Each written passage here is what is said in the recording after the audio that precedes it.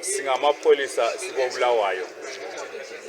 Amapholisa yethu CID ihomicide abakhangela amacala amakhulu balandele indaba yokuntshontsha kwama-battries ngamalithum battries asebenza ku-connect le-net 1 ukuthi umsakazo usebenze kuhle. Laba bakhokhelwa ngusibangani sibanda ozalanda laba ababili bonke behlala emganwini. Laba abanye ababili bahlala omunye enkulumane omunye eCountry Park. Kulabanye ababili njalo abangekho uTrust Sibanda lo Oscar Moyo. Labo sisabadinga. Amapholisa ke CID homicide athole information ancike udlebe izakhamuzi ezisebenza kuhle lamapholisa koBulawayo okwenze ukuthi kubotshwe usibangani Sibanda kwasekudingakala ke ukuthi abangani bakhe baphi sesibatholile ke sebebotshwe bonke bobahlanu except laba ababili abangekhoyo.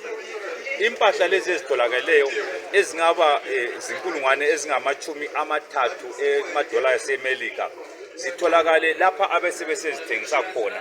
Esikunanzeleleyo ukuthi kulama company esingathi ngama business